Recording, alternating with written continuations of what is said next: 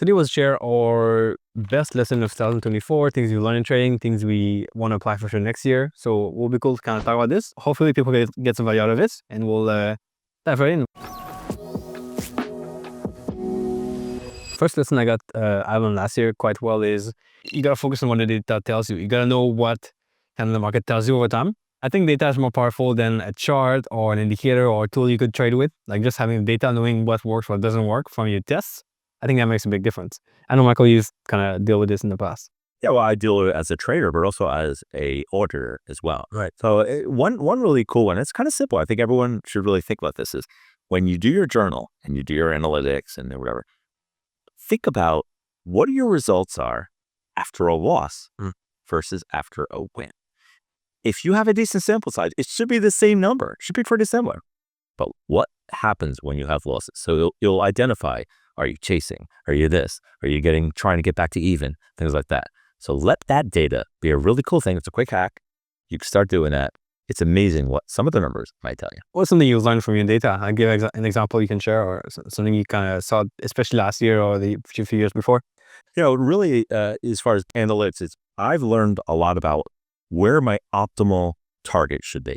Right. A lot of times we use moving averages or things or indicators stuff, but really finding an optimal way or optimal number to show where my target should be could be before moving average, after VWAP, whatever.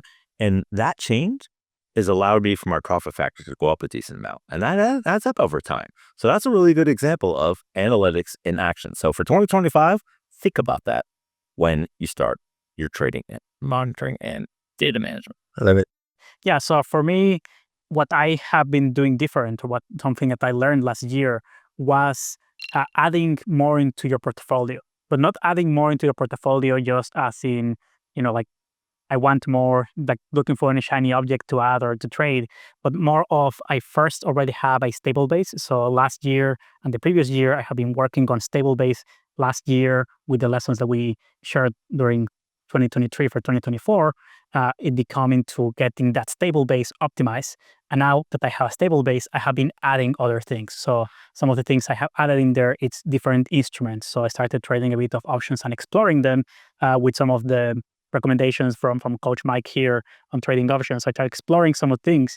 And in that, it has helped me to expand. And my goal for next year is using that to get a more diversified portfolio that will be able to withstand different market conditions a lot better than what I currently have.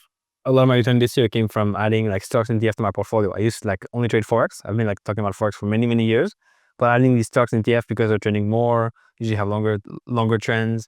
That made a huge difference for the strategies I trade now. So kind of going through this market, it's a bit of a learning curve, but once you can go through that learning curve and kind of adapt a little bit more, I think these can really be powerful. Like, you don't want to overly do it. You don't want to do too much, but adding a few markets, a few things over time, kind of, if you've got time, definitely can be helpful.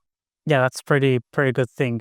But now I'm curious, what about Michael? What is your lesson for the next year for our traders? Okay, so this lesson is, again, another fairly easy one to implement, but drives me crazy as a coach when I hear about people talking about their trading or talking about their week. Says, oh, had a rough day. I went 1 and 2 today. Or this week I was like, 2 and 3 and down money. And here's the lesson. Start to measure your results in series of trades, 25, 50 trades. And even if you're not day trading, just take your time. Get there. You get a more rounded number and a really good feel. Anything can happen in any day. You do everything right, and you could be, losing money or down 1 and 2. It doesn't matter. It's small stuff. Measure in series, and you can make your decisions based on a much better quality data set. That's my thinking for 2025. Yeah, that's great. It reminds me of how I do all my analysis for my algo trading side of the business, in which everything is based on a reasonable sample size. And most of the business, once you have the strategy and once you have the backtest, it's analyzing everything and not getting caught up on like, oh, the last 3 trades having losses of the last week, when you know that you have, the last 5-10 years back of data backing you up and getting top on that. So yeah, it's pretty useful to look at that, especially for traders that tend to start changing things too fast. I think that's pretty useful, and thinking in those type of terms actually helped me this year to avoid too early starting to change things and potentially messing up my settings. So that's great. And especially with algos, like we get these like summaries every day of like the results of the algo that day, and it can be like very like spot these. Okay, like today's a good day, it's a really good day, or like it's been like 5 bad days in a row or something. But a couple of trades a day doesn't mean much over like the year or the next 5 years. Yeah, exactly. So it's all about the perspective. If you are looking at everything in a really micro way, you're going to have a roller coaster of emotions and everything in there. But you have to look at it with the perspective of what's the business we are doing, what's the big picture of our business as traders.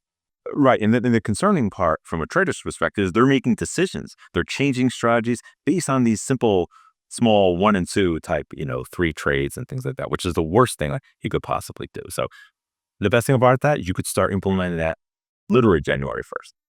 I mean, these are very simple things. So maybe we can recap it. So the first one is you got to look at data to make your decisions on trading, not indicators, but actual data from your journal, from your trades, from what you see in the market.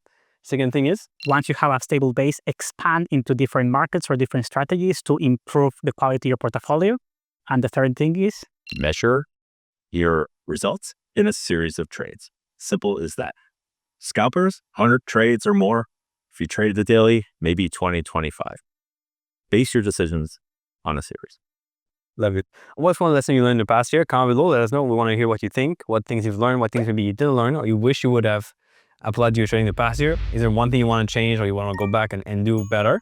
Of course, you have a chance to do it next year, which is kind of cool. But you can comment below, let us know what that thing is. Here's another review you can watch next. YouTube think you'll like it. And we'll catch you back here in the next video pretty soon.